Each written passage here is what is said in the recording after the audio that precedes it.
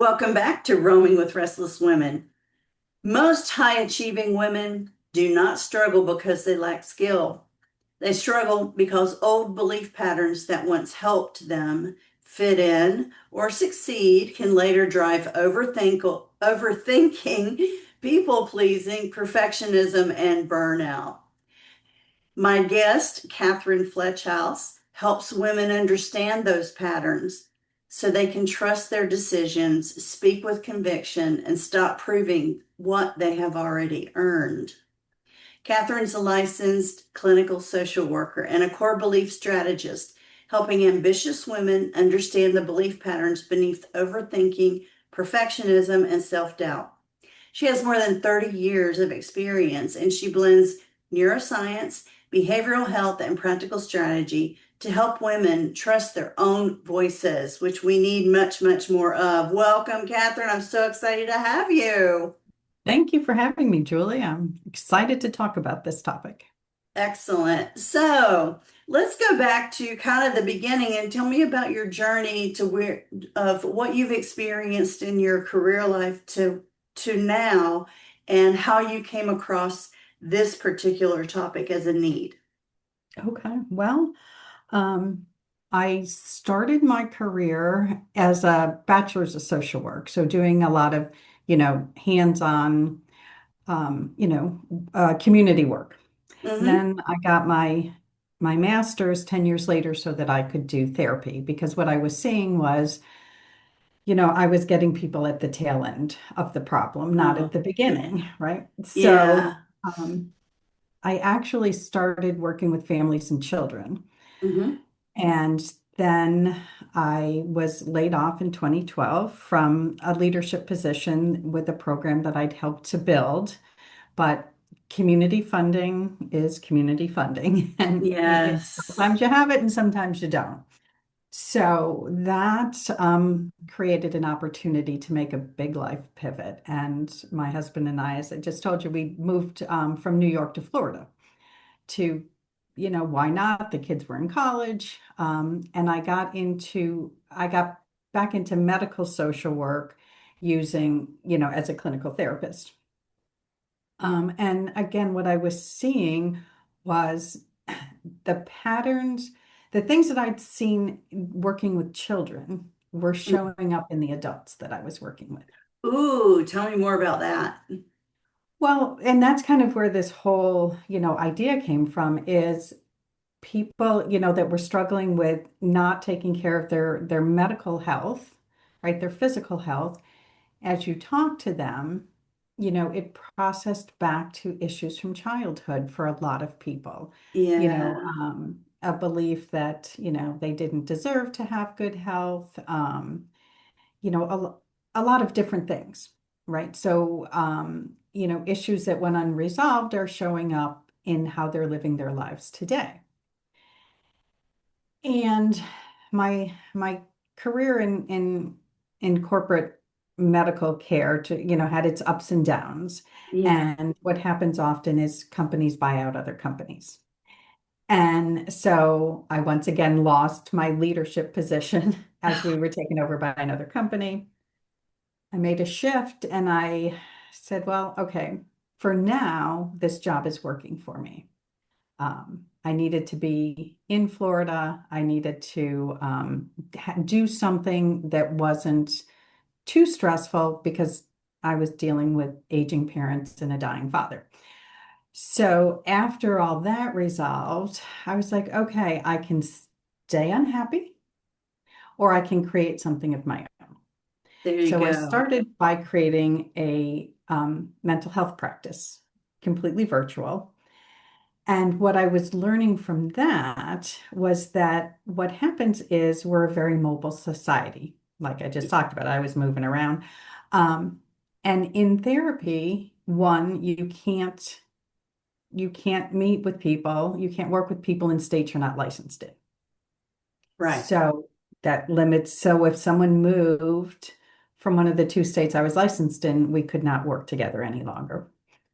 The other thing that I was seeing was that a lot of the women that were coming to me didn't necessarily have, mental health diagnosable issues, right? What Mm. they had was struggles with self-esteem, with self-confidence. Um, and that's when I started to explore life coaching because that would give me the opportunity to bring that same clarity to people. And I didn't have to worry about whether they were moving around or not because Excellent. life coaching is not therapy, but there's Correct. but there's overlap. Very definitely. Yes. So what I was seeing is this pattern of so many of the women that were coming to me, and some men do come, but not as many, is these sort of persistent issues with what we call people pleasing, imposter syndrome, overgiving, codependency. And those all come with such a negative connotation, They right? do. There's Yeah. something wrong with you. You're a people pleaser, you have imposter syndrome. And my work is about positivity, not what do they call it? Not toxic positivity, right? But Not Pollyanna syndrome. yes, exactly. But we all have internal strengths. Mhm. We're so busy being negative that we don't touch on them. So I took those concepts and thought, okay, well, let's first understand why these exist, right? And what I was seeing is if you just try to tackle it at the surface level, okay, you're a people pleaser, so let's talk about setting boundaries. It doesn't work. Why it doesn't work is because you don't understand why you're doing it to begin with, right? So if we take a little trip back and understand, like for that, where did that behavior come from? Because it's a behavior, it's not an identity. Right. It's Okay. not a So personality flaw or, yeah, exactly. Exactly. And so many people come to me with that idea that they're somehow flawed, they're somehow broken, right? Well, if you were taught as a child that you needed to take care of the family, you needed to be a high achiever, you needed to be the star athlete, all these messages that come for women that, be pretty, be polite, be pleasant, don't cause conflict, don't be too much, right? So if you don't understand that that's the message, that's the core belief that's on auto in the back of your head, um, then you're going to keep doing the same thing because you don't understand why you're doing it. right. The behaviors are a way of protecting yourself, of organizing around that core belief, Yes. right? So when you understand the core belief, then when you confront the behavior, you are looking at it from a different point of view. Oh, I'm not 12 anymore. I don't have to make, the bully happy. I don't have to make the difficult person like me, right? I can like myself. I can, when I understand why I'm so resistant to conflict, because conflict wasn't allowed in my family. So now I can practice addressing conflict with new tools, see a different outcome. That's So that's amazing. a long-winded way of saying how I got here. Oh no, an amazing story. And I think a lot of us go through something similar. Um, but without kind of your background to put against it, to be able to Mhm. articulate what it is that we're feeling or experiencing. And so thank you for stepping into that gap. Yeah, Really thank appreciate that. you. Um, so tell me a little bit about you work with ambitious, high achieving women specifically. Yeah. What about that group of women really speaks to you? Or why did you choose to target that particular group of women for your practice?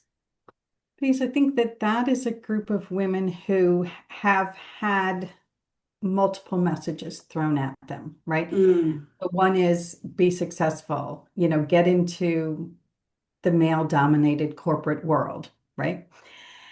And they're coming with all these beliefs that, that where do I fit in, right? How do I not be seen as too much? How do I not be seen as too smart, too this, too that, right? So they have the skills, they deserve to be there, but they don't have the sort of internal belief system yet because they're still running on old beliefs that they really do deserve to be there.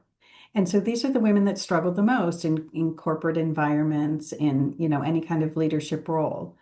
Like, do I really deserve to be here? And what about the external factors? Have you encountered with in coaching women who what are their experiences in corporate America with external things that happen that trigger those core beliefs?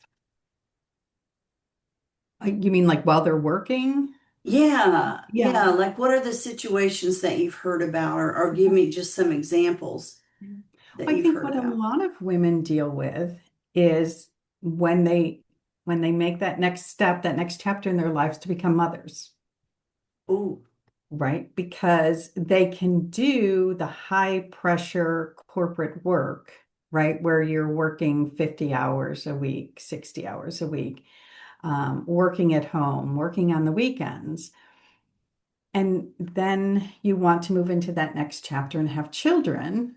And how do you negotiate that change? Because you can't work 60 hours a week anymore, or you don't want to work 60 hours a week. And let's start with nobody should be, right? Working that much, and that's the expectation. So now they're trying to fit into a world where there isn't necessarily acceptance of motherhood, yeah. It's almost like right? you have to trade one for the other. Mhm. Right. Yeah, I think most of us who are mothers and who are ambitious women who Hmm. have been in the corporate America. I started my career in corporate America in the late 80s, early 90s, when the company that I worked for was a bank. We still had to wear dresses, Mm. you know, Mhm. or skirts. Right. Oh, yeah, yeah. Yep, I Um, remember having to wear nylons. oh, yes. Yep. And, when I got pregnant, I knew that I didn't want to be a stay-at-home mom. I always knew that.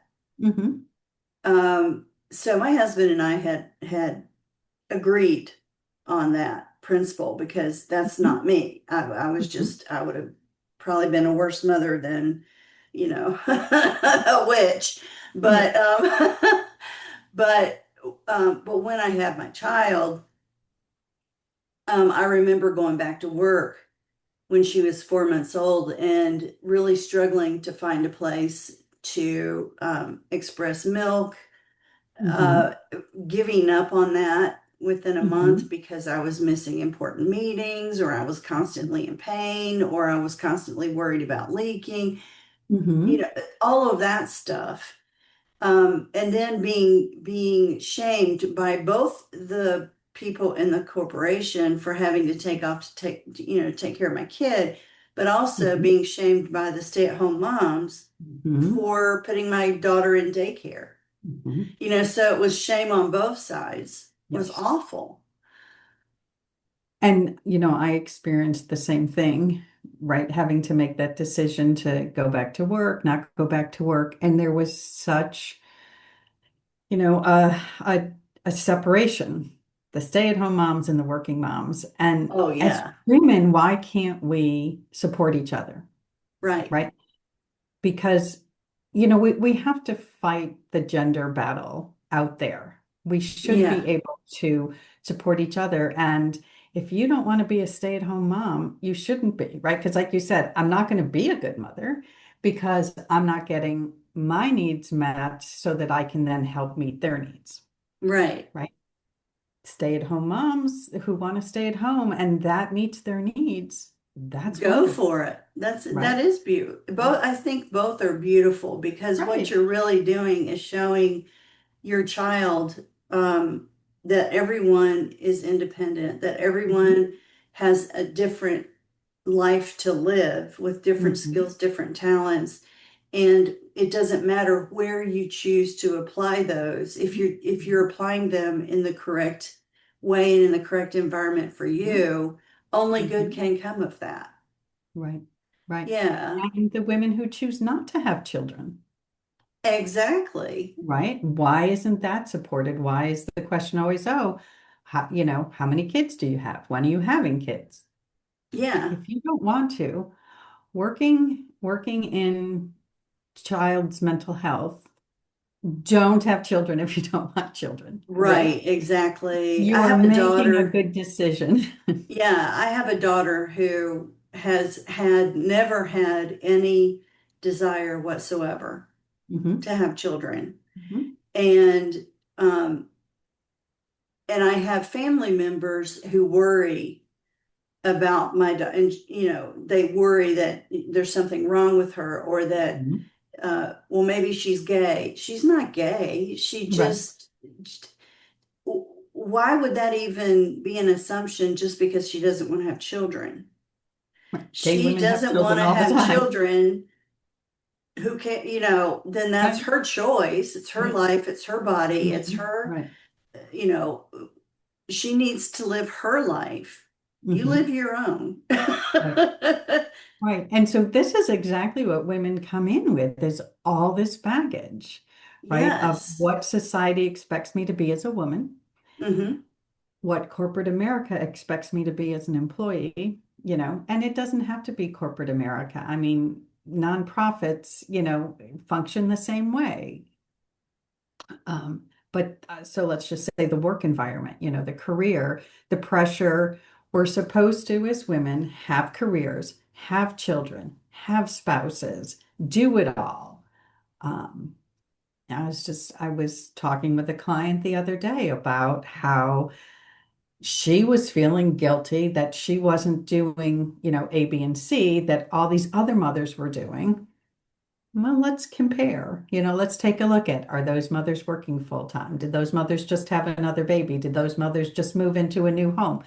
We put we're conditioned to put so much pressure on ourselves that So we then start to have crack. you have you talked to I think one of the things that I wonder sometimes is if we all think we have the same definition of success.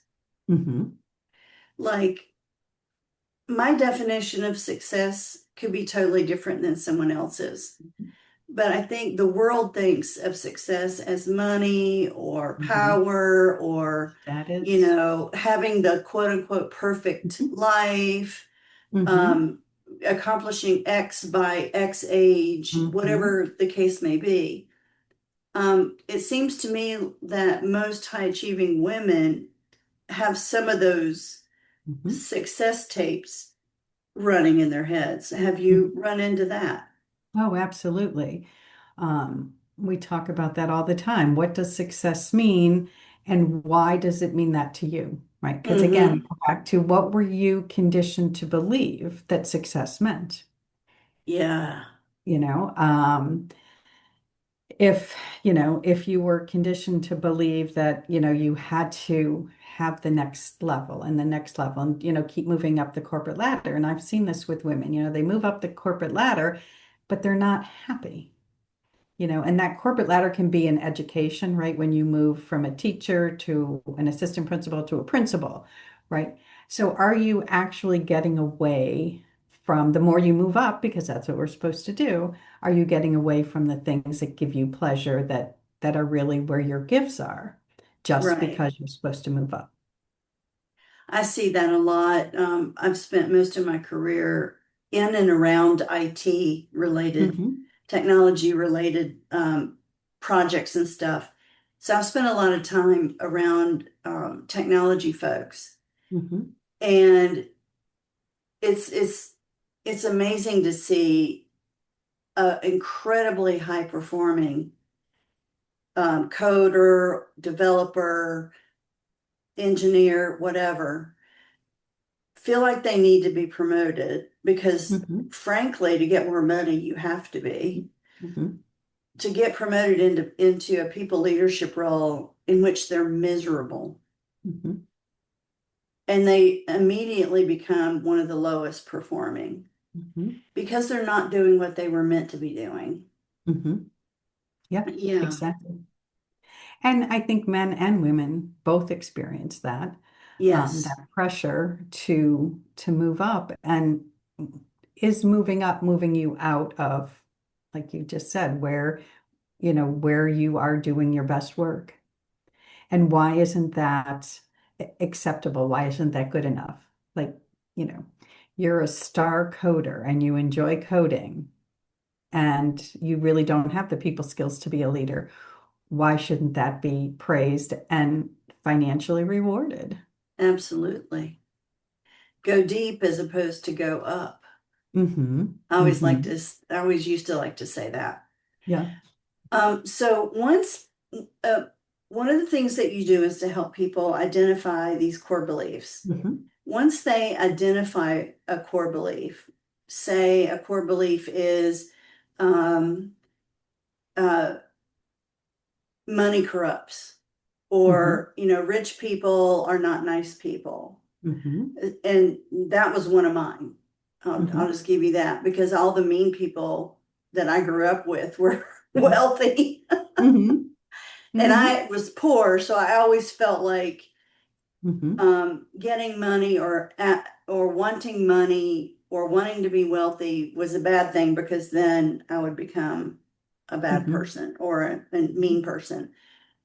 Um, how do you help people get out of that frame of mind? Well, because we have to understand like where that frame of mind came from, right? So like you made that beautiful connection of it meant that I was a mean person, right? That Yeah, I was corruptible. So once we explore that and understand like does that have to be you? Yes, these were the people that you experienced, but can you be a different person in that? So these are the things that you're concerned about, right? So now we're putting these things into words, not just thoughts that are there. Like, okay, so you're worried about being mean, you're worried about being corrupted, and for some people worried about what that means to their family, right? So if I come from a poor family and I'm successful, am I being disrespectful to my family? or That's does my family look at me differently as different? one of those mean people, right? So once you know that, now we know what we're working with, right? So we design strategies and thought processes that address that, right? So instead of just saying, "Oh, you're entitled to be wealthy, you're entitled to be successful," right? That doesn't address the real issue. So if I'm just coaching you, telling you you're entitled, and you're still not being successful or not understanding it or not accepting it, it's because we haven't gotten to the root of the problem. Okay, so now how do you be successful and be kind, you know, and maybe give back? What are your values? What do you see as being a successful person could mean that's different than this belief you've held all the time? So now you're working on those things, right? So you're working on being a positive person, giving back, helping other people, mentoring people, whatever that value is for you. That's a completely different approach than, oh, you just deserve it. Because of Right, course you deserve it, but you exactly. don't, if you don't believe you do, because you're going to Yeah, be a jerk. yeah, I love Yeah. that. I love that process Hmm. um, that gets down to the core root of it. Hmm. You Right. know, I don't basically, and bottom line, I don't want to be a mean person. Hmm. Right. And breaking that connection between mean Hmm. people Hmm. and wealth Right. allows me to behave differently Hmm. when I make the choice. Yes, I'm Hmm. going to not be afraid, basically, of Hmm. being wealthy. Hmm. Right. Because when I am wealthy, I won't be that person. I will be a benevolent. I will lavish gifts on my grandson. And Right. whatever the case may be. But it's all about after you realize it, it's the behaviors, right? Mhm. Right. Yeah. Right. Because the behaviors have developed to protect that belief because you haven't had any reason to change that belief, right?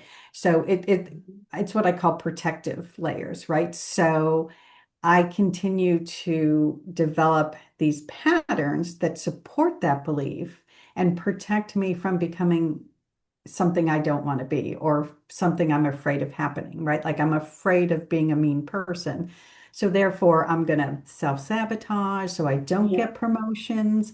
I'm going to carry this chip on my shoulder towards wealthy people that then make it difficult for me to engage with the people I need to engage with to promote my career, right? So these are reactive behaviors to that belief system. And that's why we do those things. Once we understand we don't need those behaviors anymore because we don't need to support that belief or protect ourselves from that belief. That's amazing. It's that whole fight, flight, freeze. Hmm. Hmm. Because really that that belief or that thought that I'm going to become a mean person Hmm. is a threat. Hmm. Yeah, And right. It's so a like threat what to you your said, identity. if it's a threat, then I'm going to protect myself Hmm. from that Hmm. threat. Yeah, once you Right. stop seeing it as a threat, there's no longer a need to protect yourself against it. Exactly. And that's Perfect. when growth happens. Yeah, Right. yeah, that's beautiful. So, Right. how can people get in touch with you and talk to you about maybe your services or what you can provide? Best way to get a hold of me is my website, Aligned Core Life Coaching. And on that website, I've developed something called the Safeguard Profile Scan, which is a quick, like 5 question survey that helps you to understand, like, what safeguards are you using? And I call them safeguards because, again, we go back to that idea of protection, and I want Yeah. the language to all be very positive, right? So these are safeguards. These are reactive behaviors to that belief. And, that's a nice way to just kind of see, oh, does this make sense to me? Hmm. Because the results are, some understanding of maybe this is where the core belief came from. Does this make sense to you? These are the reactive behaviors that tend to go with this safeguard. Does that make sense to you? And then it helps you to begin to have a language to talk about um, what's going on with you and why are you having these barriers to the success that you want. Well, okay, that's wonderful. And I encourage all of you out there who feel like sometimes you're stuck in a rut, you're a high achieving woman or man, and you find yourself repeating these patterns that are not leading to success for you, whatever your definition of that is. Definitely, I'll put Catherine's website, the link to that website in the show notes so you can go out there and take the safeguards. Is it a quiz? What do you call it? It, Safeguard it, quiz? I call it a profile, right? It's a Okay, five safeguard question profile. survey, right? And then you'll Perfect. get results emailed to you and see if that makes sense to you. Sounds wonderful. All right. So Catherine, thank you so much. First of all, I have three questions that I ask at the end of every episode. Okay. The first one requires that you close your eyes just for a moment. All right. Let's make sure I don't go to sleep. Yeah. And describe for me and what you see in your mind's eye when I say wise woman. Hmm.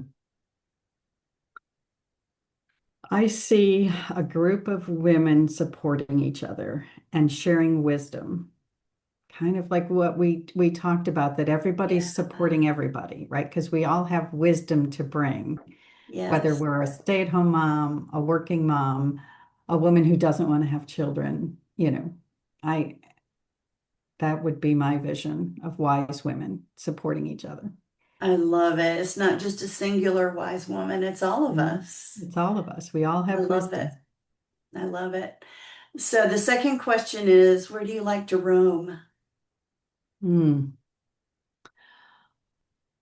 I like to roam in thrift stores and like vintage stores and kind of reconnect with the past and have, find things that you can give a new life to. Yeah. Because you know, sometimes just to go and laugh and be like, oh my gosh, I remember that thing.